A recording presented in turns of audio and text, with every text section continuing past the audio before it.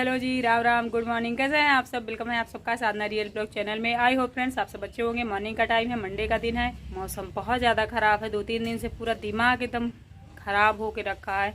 लग रहा है बारिश का मौसम है। मतलब लग ही नहीं रहा कि ये भाई बसंत ऋतु आने वाली है, होली का मौसम आने वाला है, होली का दिन आने वाला है। पता नहीं कैसा मौसम है, अजीब सा। सारा मूड ख़राब हो रखा है। लोग पहले पापड़ बनाते थे, इस टाइम कलयुग लग रहा है कि सारे गेहूँ सारे ख़राब हो गए। हम सब किसान हैं भाई, हम लोग की खेती है।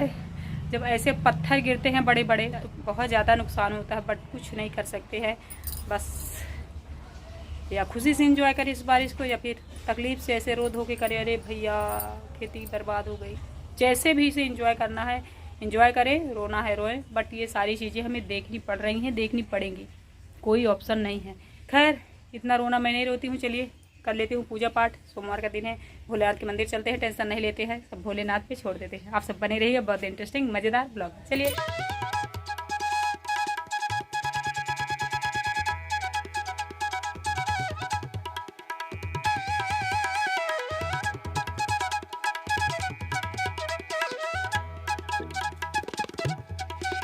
अभी देखिए मंदिर से आ गई हूँ।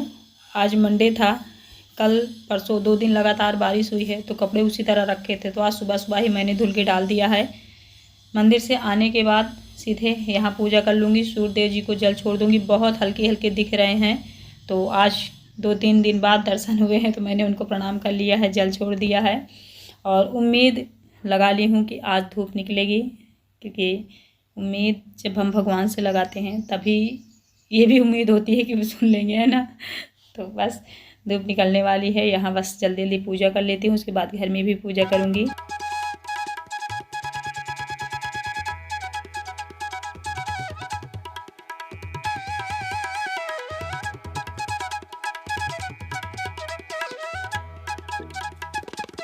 चलिए यहाँ पूजा हो गई है, अब घर चलते हैं। मंदिर मेरा थोड़ा सा गंदा हो रखा है, मतलब बहुत ज़्यादा नहीं। ये देखिए, ये चूहे जो कपड़े आप लोगों को दिख रहा है लाल कलर का, जो मैंने बिछा रखा है, चूहों ने काटा है।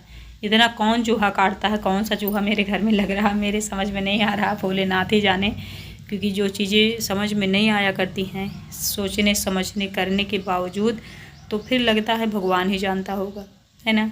तो जल्दी जल्दी मैंने पूजा कर ली है, फूल चढ़ा देती हूँ, फिर आप लोगों से करती हूँ बात। घर में, मंदिर, बाहर, हर जगह पूजा पाठ हो गई है मेरे भगवान की, भोलेनाथ जी की। मंदिर फिर से थोड़ा गंदा हो गया है, साफ़ करूँगी। चलिए फिर आप सब बने रहिएगा। चलते हैं किचन में। दूध वाले भैया आ गए, आवाज़ दे रहे हैं, दूध ले आऊँगी जल्दी से।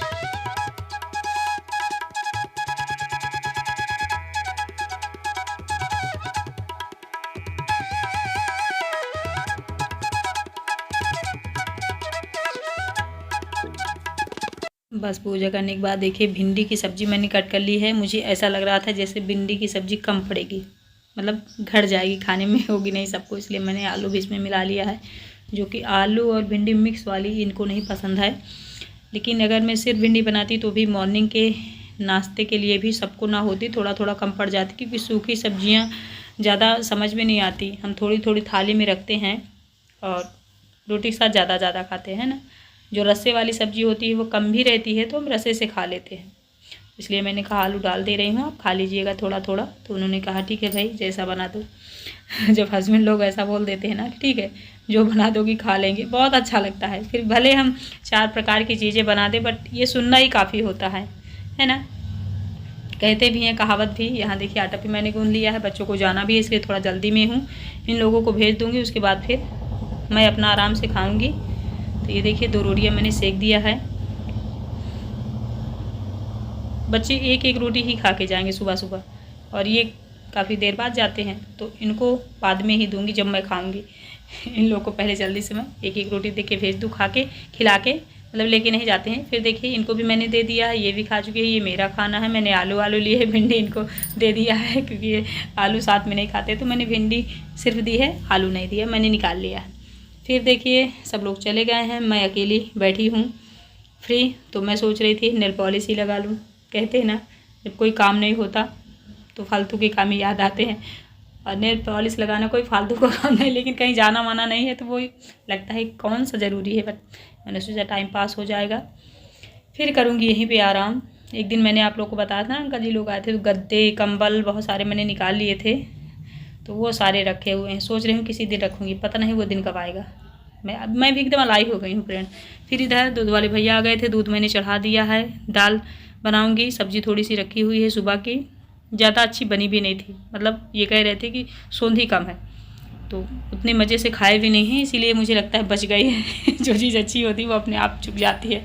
फिर दाल चढ़ा दूँगी, बच्चे आते ही होंगे, दाल चावल जल्दी से उनके लिए रेडी कर दूँ। फिर देखिए इतनी ज़्यादा हवा चल रही है, सारे कपड़े गिर रहे हैं जो मैंने सुबह धुला था। मुझे लगता है फिर सब गिर के नीचे फिर से वैसे ही हो जाएंगे, क्योंकि यहीं पे टंकी रखी हुई है, पानी है, बाल्टी है, सब कुछ है, तो नीचे कपड़े गिरते हैं तो गंदे ही हो जाते हैं।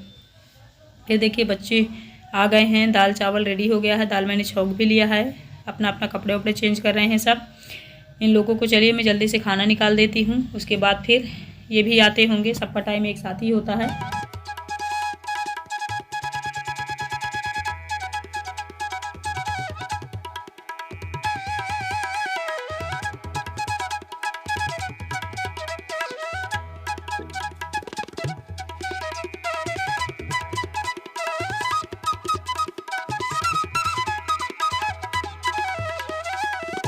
फिर देखिए कपड़े सारे निकाल ली हूँ, बच्चों के ड्रेस, क्योंकि संडे के दिन धुलने गए थे, बारिश हो रही थी।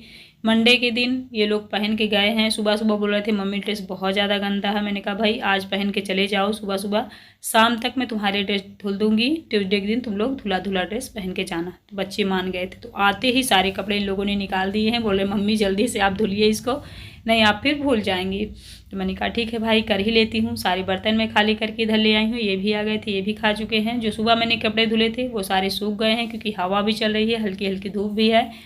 ड्रेस भी इन लोगों के सूख जाएंगे शाम तक। अभी बज रहे होंगे 3:30, इतना टाइम हो रहा है, तो 4 साढ़े 4 बजे तक शायद धुल जाएँ।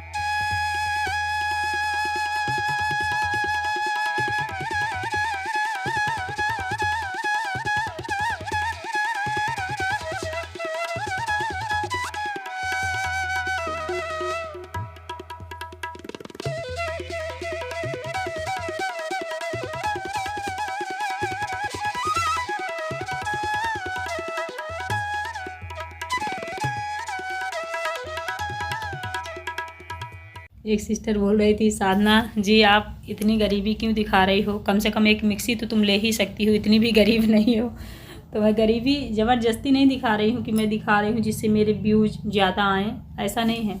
मैं क्या चाहती हूँ कि मैं रियलिटी दिखाऊँ।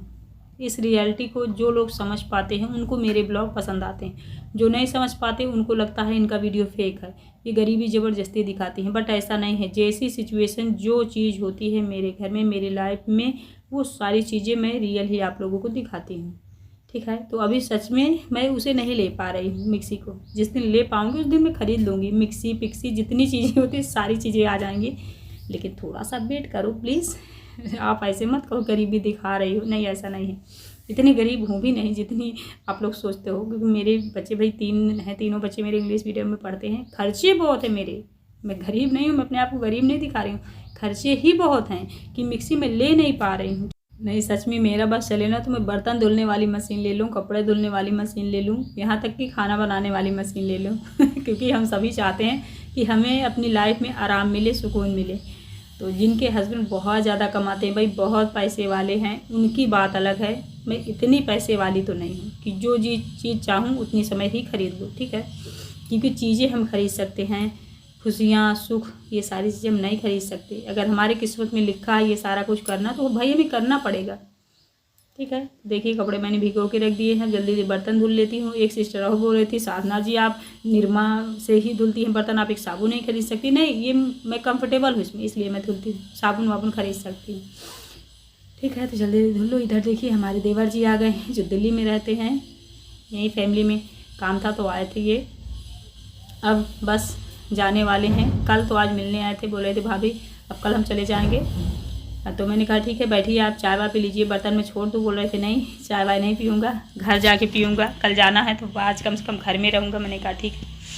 ये देवर वो हैं जहाँ मैं गांव जाती हूँ ना, आप लोग देखते होंगे, जिनके घर में रुका करती हूँ, बड़े वाले दादा जी के लड़के हैं, ये रहते हैं बाहर। तो बस हंसी मजाक हम दोनों की चल रही थी। बोल रहे थे नहीं भाभी चाय नहीं पीना है, तो मैं सोच रही चलो बर्तन धुलते धुलते बात कर लूँ। तो ये अब जा रहे हैं। बर्तन धो लिया मैंने, कपड़े भी रखे हैं, कुछ देर सुस्ता लूँ फिर धो लूँ, फिर उसके बाद चाय वाय बनाऊँगी। बहुत सारा काम हो जाता है। आज दोपहर में सो गई 2 घंटे के लिए। मैं कभी भी दोपहर में नहीं सोती, आज पता नहीं अचानक नींद ही पड़ गई। हल्का सा फीवर रहता है, बुखार रहता है, मुझे दवा लेने जाना है। सोचती हूँ जाऊँ आज या कल। फिर कभी कभी मुझे होता है आराम हो जाता है, जैसे आज बुखार है 2 घंटे बाद लगता है अभी बुखार नहीं, कुछ ऐसा होता है। तो मुझे लगता है शायद ऐसे ही हो, मौसम की वजह से हो, तो क्यों फालतू में दवा खाऊँ। दवा मुझे बहुत ज़्यादा नुकसान करा करती है, ख़ासतौर पर ये अंग्रेजी वाली। होम्योपैथिक चल जाती है। बच्चों को भी हल्का हल्का बुखार है, बच्चों को लेके जाना पड़ेगा। आज हर्ष को जाऊंगी लेके, बुखार आ रहा है उसको। पेपर आने वाला हम लोग का भी 8 से 10 दिन बाद ही पेपर चालू है, फिर पेपर में कुछ बच्चे कर नहीं पाएंगे। खैर चलिए।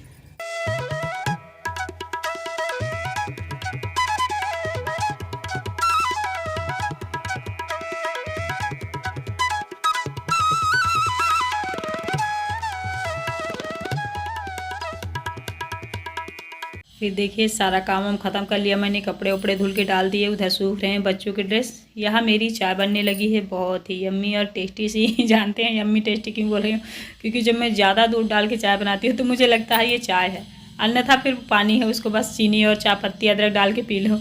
तो बहुत बेस्ट चाय बनी है। यहाँ देखिए बैठ के चाय पी रही हूँ, बिस्किट भिगो के खा रही हूँ, मतलब डुबो के चाय में। और जब हम बिस्किट खा लेते हैं चाय के साथ तो चाय हमें मीठी नहीं लगती। तो वही मुझे लग रहा पहले ही कि अभी देखना चाय का टेस्ट अजीब होगा, वही है। एक घूंट मैंने पिया तो बिल्कुल अजीब लगा। मैंने कहा हे भगवान, तो जल्दी से चाय ख़त्म कर लेती हूँ, फिर मिलवाती हूँ बहुत ही प्यारे बच्चे से। मज़ा आ जाएगी आप लोगों को। हाँ नाचो, इसे से नाचो।